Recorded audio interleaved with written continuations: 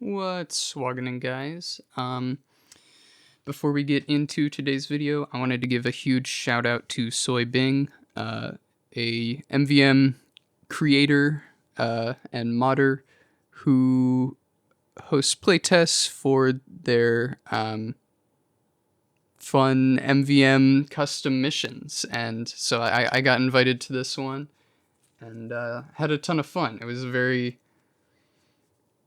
unpredictable set of waves. So hopefully that'll be pretty entertaining for you guys. And again, huge thank you. I got a comment on my ego video that I thought was pretty thought-provoking. And so I wanted to sort of discuss some takeaways from that in this video.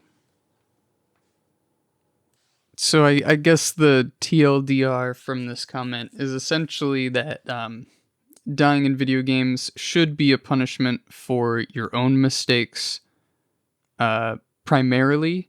And when we see outside influences or external factors that we have no control over, when we see those as being the primary cause of our deaths, that's when it gets the most upsetting, I guess. So this kind of gets into the idea of the locus of control, which makes me really excited because I really like psychology. So I can talk about this all day. The locus of control is essentially the idea that for any outcome, there's we can divide the things that we could blame for those outcomes into sort of two categories. So we can blame internal factors or external factors. And really the main takeaway is that when we have a negative outcome, so let's say we die in TF2, we tend to blame external factors. We tend to point to those as the reason that we died. So, if the enemy team Ubers, right, and you die because you were too close and they Ubered and you couldn't make it out, right? That mindset shifts the blame away from your ability to control yourself in the game and instead towards, well, factors outside of your control. And it's a good shortcut because otherwise we would be left reasoning that we're bad at video games every single time we die, right? But there's kind of a pitfall there, which is you could load up TF2, walk straight forward into the enemy team, and make clearly poor decisions. And every single time, you maybe get one or two kills, and then you die, then you respawn, do the same thing. Every single time you just say, there were just too many players there. So that's why I died. That's why we lost, etc. Obviously, that's a pretty bad mindset to have if you're trying to improve at video games. But really, the question is, how often is it healthy to blame these external factors then? Because if we choose to maintain an internal locus of control and only blame ourselves for every outcome of the video game, well, that just doesn't make a whole lot of sense, right? I mean, TF2 is a 9v9 shooter. There's, 17 other players running around at any given moment. Of course, there's going to be moments out of your control. So improvement is really about how much agency can we afford ourselves in any given moment of the game. How many decisions could we have made that would have prevented us dying? So in the realm of psychology, a lot of theorists generally point to having an external locus of control as being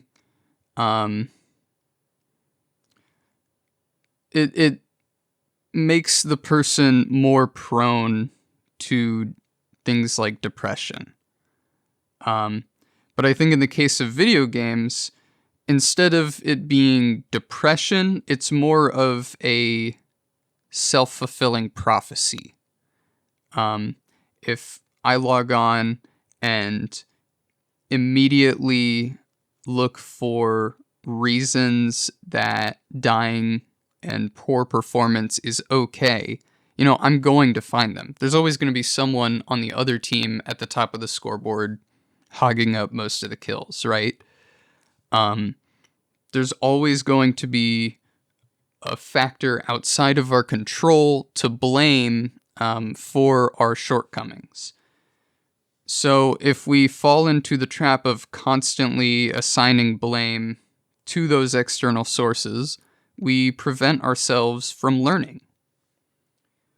And so instead we should look towards the internal locus of control as being sort of the gateway to improvement, right?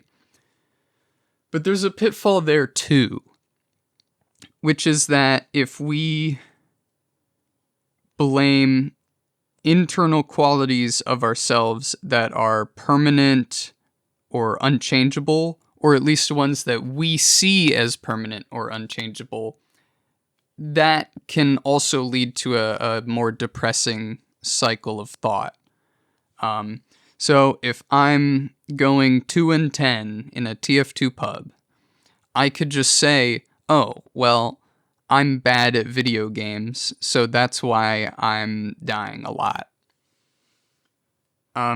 Being bad at video games is technically a changeable, improvable quality, but if we don't see it that way, right? If I just say I'm bad at video games, period, with no real thoughts on how to improve or, make that difference, well, then it's also kind of self-defeating, right? Because it's a factor still outside of our control, but it's almost worse because it's an internal factor that's outside of our control. So don't tell yourself that you're bad at video games because you're performing poorly once or twice, or really just infinitely, right? Because we have to look at things that we can improve to gain more agency over the world around us.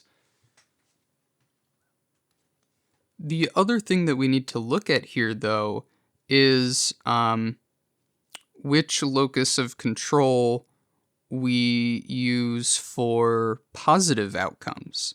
So let's say I'm going 35-2 in a pub, right? I'm having the game of my life, killing everybody.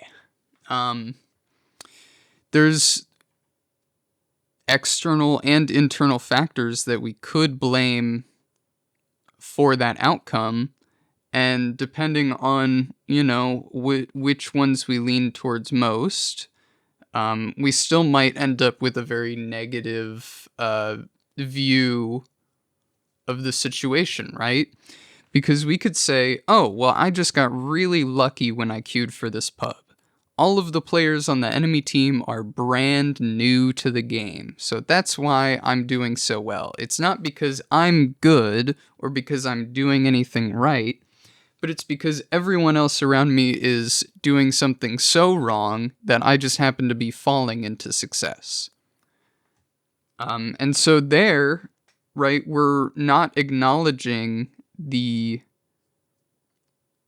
effort, skill, and decision making that we're making that's contributing to our success, right? We're not properly looking at the situation and instead choosing to believe that our own success is not our own. But, I mean, it could be the case, right? It happens all the time. I queue for a pub and everyone on the enemy team is level 1, and I end up with like 4 DOMs and 1,000,000 kills. And, where do I place that outcome? If I generally tend to lean towards an external locus of control, meaning I feel like I don't have very much agency when I play video games. Any success that I have will usually be attributed to things like luck. It could happen to anybody who's been playing the game for a while. You queue against new players and you go absolutely crazy.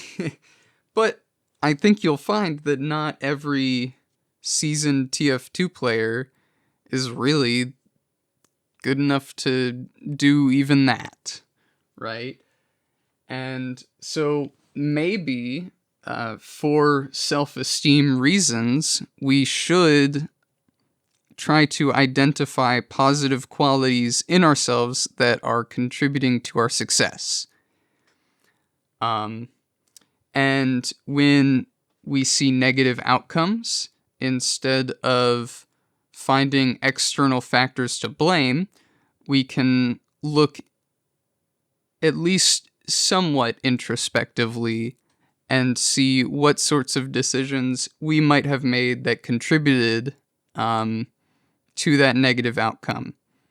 Even if they might not be the primary reason, it's still important to identify changes that you can make in order to improve and maintain your belief that you have agency over the world around you. So today I wanted to talk about our agency, our self-control, and the control that we have over the game as a whole. So sort of the micro versus macro. So I think for each individual player, the amount of agency that you have in any given moment is not necessarily the same from person to person. Because I think that's something that increases as you gain more skill and experience playing certain games, right?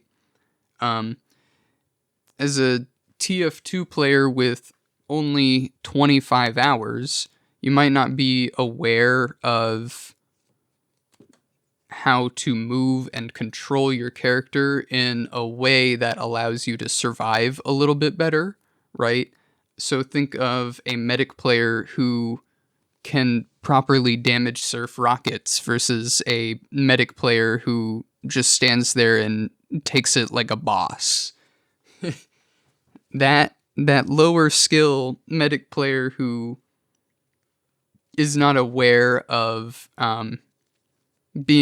positioning and being able to make use of the damage that they're essentially guaranteed to take, that player has less agency, and therefore probably has a less positive view of their ability to play the game. But I would argue that both players, while one certainly has more agency than the other, they both have fairly minor control over the entire game as a whole. Because while yes, one good Uber can change the course of a game, as a medic player, it's not even really up to you whether your Uber is good or not. There are certainly better times to right click than others, and better heal targets to take that with, but it's still up to the other players in your game to actually turn that Uber into something, or into that game-winning play, right? So your control over the game, you certainly have some, but it's still a 9 versus 9 player shooter. And players can point to things like random crits and the fact that there are no class restrictions, and just external sources, right? You can point to those as being reasons why you might win or lose over your own individual performance. So I would say the game as a whole has relatively low control, or you have low control over the game. But again, that's different from the agency that you have. So for me, my curiosity always leans towards what makes a game more casual versus more competitive. And I think the idea of agency and control might be able to point us in the right direction. If we look at a game that I think most people would consider to be more competitive, such as CS, you'll see that the agency that a player has is fairly strong, because there's no restriction, right? Any player can choose to buy whatever gun that they want, with really the only restriction being the CT and T-sided specific guns like the AK and the M4s. Otherwise, every player has the same access to utility, to guns, and has the same ability to make an impact. And individual skill expression would be the only other real determining factor there in the agency that you have. But the amount of control, I think, in CS is much higher than in TF2, because there's simply less players that you would have to consider. And the objective in CS is usually a much simpler thing to accomplish, especially as an individual, right? A TF2 player is not going to single-handedly push the entire cart from upward first to upward last. It's just not going to happen. But a CS player could solo go to A on Dust, plant the bomb, and kill 4 players and win a round. So the control and the ability to gain more control, I think, is much stronger in that game. So using just those 2 examples, we do have an answer for what makes one game more competitive than the other, which is TF2 is a game where I think the average player has relatively low agency and low control. And CS is instead a game where the average player has fairly high agency and high control. But these are just 2 games, right? There's a lot of other very competitive games out there. And And so I think before we settle at that as being our answer, let's first consider a game like the finals. So in the finals, and I'm mostly talking about the ranked game mode, in which there's 4 3-player teams, each fighting over usually 2 objectives at a time. Each team can choose which objective to go for, but there's still less objectives than teams to fight over them. And there are a lot of cases where there's only one objective on the map and all 4 teams are fighting for it at the same time. And I find that you have very, very low control in the finals, but your agency is actually pretty high. There's a lot of different ways you could choose to go about completing the objective of getting the cash out over the other teams. And the individual skill expression, the skill floor and skill ceiling is a very wide window in the finals. And so that's kind of different, right, from TF2 and CS, where it's much like TF2, where you have very little control over the game, but you have fairly high agency. And so what makes this game more competitive seems to just be the ability for a player to express higher skill, despite the fact that you still have very low control. And I think what happens here is a player who is able to realize that and is able to identify the fact that they have very low control might see the integrity of their rank and their performance and ability to consistently win. They might see that and think that that is more of a flaw in the game, and that your rank may not have the same integrity in the finals than it does in a game where you do have more control. I think if we were to take these factors to an extreme, we might be able to reveal something about how skill expression and agency relate to feelings of control and feelings of integrity in your performance. If you consider something like a battle royale, which I would say just by default, having 60 plus players in a lobby with random loot and not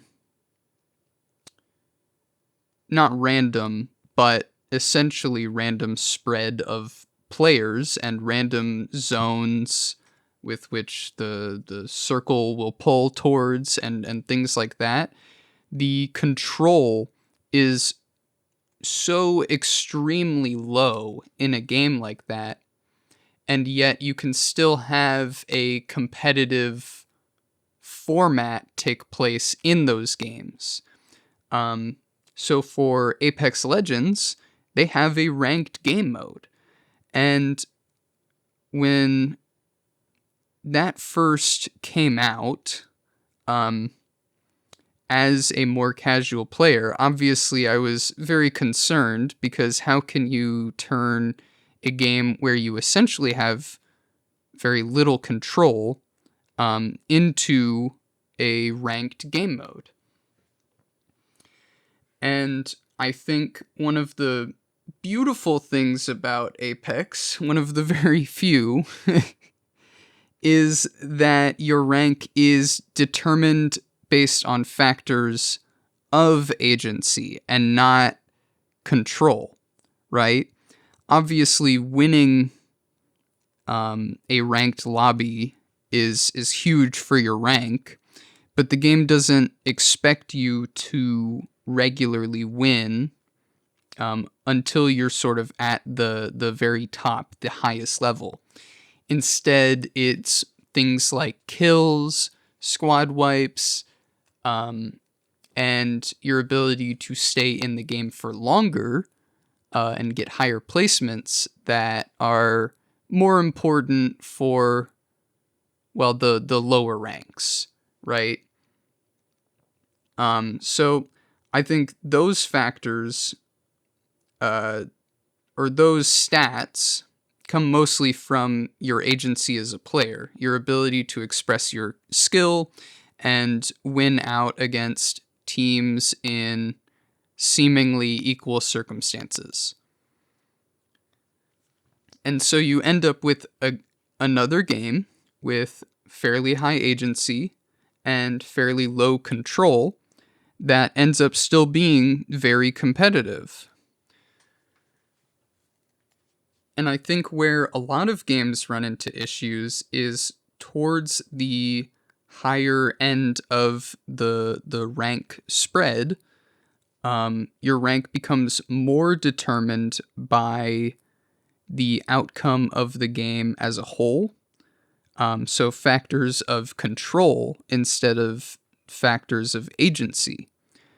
So for your Masters and Diamond level Apex players, you reach a point where you have to start consistently winning games to move up in the rank. But you have very low control over whether you win a full game of Apex because it's a very long game in which the zone pulls randomly and the people you end up fighting and coming into contact with is also fairly random. One team may just happen to land in the right spot and get a free ride to the last circle of the game and get second place over a team that gets, multiple kills and multiple squad wipes and fights their way across the entire map, only to come up short in their placement because they got knocked out a little bit earlier. And I think that is the point where it gets very, very frustrating for the player. Because that's where, if you get to that point in a video game where you're stuck in a particular rank and you're still performing very well, but you just don't have the consistency to perform well enough to move up in your rank because of factors outside of your control, that's where you start relying on play styles and gimmicks and the meta strategies that guarantee a little bit more control but don't allow for as much expression of agency. And I think that's where a lot of the frustration stems from, is that you have very high skill players who have to rely on low skill strategies and methods that give you an edge over your opponent, but end up ultimately forcing the higher skill players into very restrictive play styles that are generally not considered very fun. And this is an idea that's sort of been itching at me for a while, but I don't know that I've been able to fully express it before, that these high agency, low control games, when they're taken to their extremes, end up being very frustrating, unfun experiences for most players, or at least the players who get to that point in the game.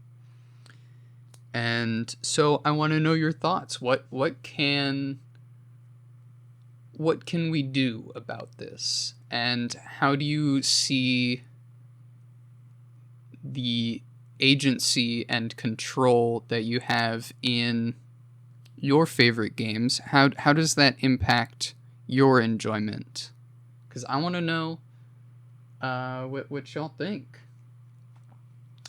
So if you like this video, go ahead and hit the button and leave a comment down below, because I wanna hear your thoughts.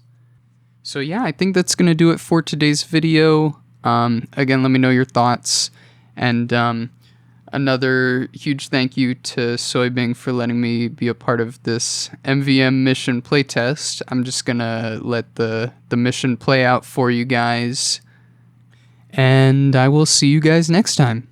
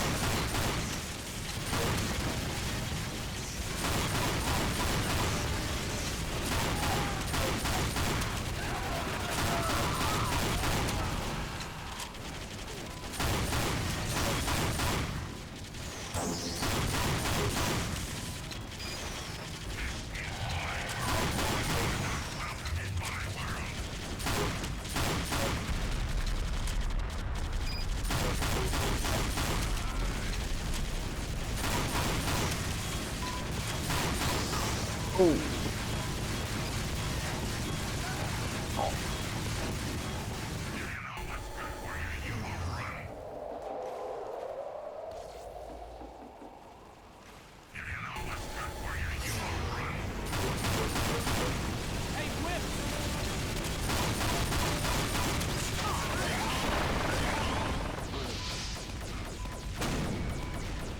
My god, he's gonna explode.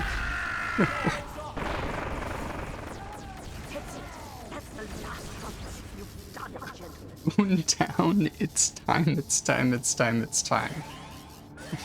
Moontown? Wow. Apparently that's the name of the mission. Oh boy. I was born for this.